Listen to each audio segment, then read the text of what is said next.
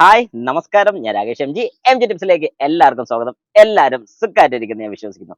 ഇന്നിപ്പോ നമ്മൾ പറയാൻ പോകുന്ന ഒരു കാര്യം എന്ന് പറഞ്ഞാൽ, നമ്മുടെ വാഹനത്തിൽ ഏതെങ്കിലും രീതിക്ക് ഒരു സ്ക്രാച്ചോ കാര്യങ്ങളോ ഒക്കെ വന്നിട്ടുണ്ടെങ്കിൽ പലപ്പോഴും നമ്മൾ കൊണ്ട് കാണിക്കുമ്പോൾ അവർ പറയുന്ന ഒരു കാര്യം എന്താണ്, ഈ ഒരു പോർഷൻ ഫുൾ ആയിട്ട് നമ്മൾ പെയിന്റ് അടിക്കണം. അപ്പൊ നമ്മൾ തന്നെ ചോദിക്കും, എന്നാ പിന്നെ സ്ക്രാച്ച് ഉള്ള പോർഷൻ മാത്രം പെയിന്റ് ചെയ്താൽ പോരെ?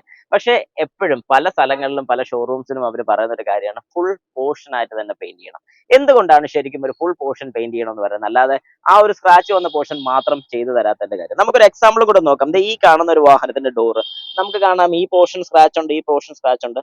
ഈ ഒരു പോർഷൻ കൊണ്ട് നമ്മുടെ സ്ക്രാച്ചസ് എല്ലാം തീരുകയാണ്, ഇതിന്റെ മേളിലോട്ടില്ല.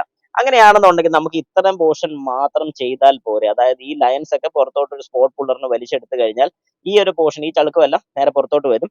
ഈ ഭാഗത്ത് ഈ കാണുന്ന ചളുക്കമെല്ലാം കറക്റ്റ് ഈ ലൈൻ സ്പോട്ട് പുള്ളറിന് നമുക്ക് വലിച്ച് വലിച്ച് വലിച്ച് പുറത്തോട്ട് എടുത്ത് ലെവൽ ചെയ്തതിന് ശേഷം ഈ ഒരു പോർഷൻ മാത്രം പെയിന്റ് അടിച്ചാൽ പോരെ? ഒരു കാരണവശാലും അങ്ങനെ നിങ്ങൾ ചെയ്യരുത്.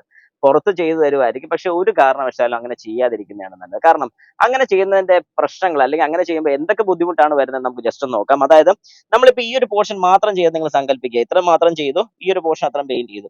ഈ ഒരു കളറും ചെറിയൊരു വ്യത്യാസം വരും. ഒന്നാമത്തെ കാര്യം, കാരണം എന്താന്ന് പറഞ്ഞാൽ ഇതിപ്പോ പുതിയ പെയിന്റും ഇത് പഴയ പെയിന്റുമാണ് മേളിൽ വരുന്നത്.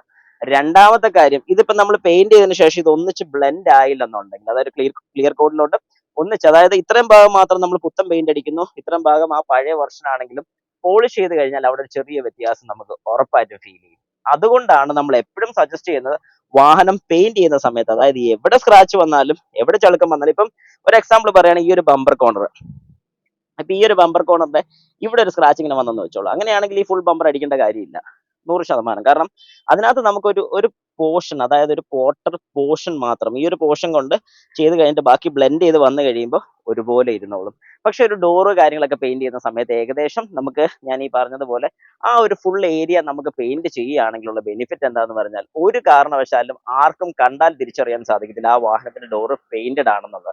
അതുകൊണ്ട് എപ്പോഴും ഞാൻ റെക്കമെൻഡ് ചെയ്യുന്ന കാര്യം, അല്ലെങ്കിൽ ഞാൻ എപ്പോഴും സജസ്റ്റ് ചെയ്യുന്ന ഒരു കാര്യം എന്ന് പറഞ്ഞാൽ, നിങ്ങൾ വാഹനം പെയിന്റ് ചെയ്യാൻ വേണ്ടി കൊടുക്കുന്ന സമയത്ത് ഏത് സമയത്ത് പെയിന്റ് ചെയ്താലും ആ ഒരു പോർഷൻ ഫുൾ ആയിട്ട് പെയിന്റ് ചെയ്യുന്നു. ഇപ്പൊ ഡോർ ആണെങ്കിൽ, അല്ലെങ്കിൽ ഒരു ക്വാർട്ടർ പാനലാണ്, ഈ ക്വാർട്ടർ പാനൽ എന്നൊക്കെ പറയുമ്പോൾ ഈ ഒരു പീസ് ഫുള്ള് നമ്മൾ ചെയ്തോണം. കാരണം ഈ ഒരു പോർഷനിൽ മാത്രമാണ് ഒരു ചെളുക്കം വന്നിട്ടുള്ളത്, അല്ലെങ്കിൽ ഒരു ഹിറ്റ് വന്നിട്ടുണ്ടെന്നുണ്ടെങ്കിൽ ഈ ഒരു ഫുൾ പോർഷൻ ചെയ്ത് കഴിഞ്ഞാൽ പെർഫെക്റ്റ് ആയിട്ട് ഇരുന്നോളും, ഒരു വൃത്തികേട് നമുക്ക് ഫീൽ ചെയ്യത്തില്ല. പക്ഷെ ചിലർ ചെയ്യുന്ന ഒരു കാര്യം എന്ന് പറഞ്ഞാൽ, ചെറിയ പോർഷൻ മതി എന്നാൽ ഇവിടെ മാത്രം പെയിന്റ് ചെയ്യുക, ഇത്രയും ഭാഗം പെയിന്റ് ചെയ്യുമ്പോൾ അത്രയും ഭാഗം മാത്രം എടുത്ത് കാണിക്കും, ബാക്കിയുള്ള ഭാഗങ്ങളൊക്കെ കുറച്ച് ഷെയ്ഡ് ആയിരിക്കും, പ്രൊജക്റ്റഡ്, ആ പെയിന്റ് ചെയ്ത ഭാഗം മാത്രം പ്രൊജക്ട് ചെയ്ത് നിൽക്കും, അതായത് നല്ല വൃത്തിയായിട്ടിരിക്കുന്നതും ബാക്കിയുള്ള പോർഷൻസിലൊക്കെ ആ ഒരു പഴമയുടെ ഒരു ഫീൽ കിട്ടുകയും ചെയ്യും. അത് പോളിഷ് ചെയ്താലും ഒന്നിച്ച് ബ്ലെൻഡ് ആകുന്നതായിരിക്കും. അതുകൊണ്ട് കഴിവതും നിങ്ങൾ ഇനി വാഹനം പെയിന്റ് ചെയ്യുന്ന സമയത്ത് ഈ ഒരു കാര്യം നിങ്ങളുടെ മനസ്സിൽ ഉണ്ടായിരിക്കണം.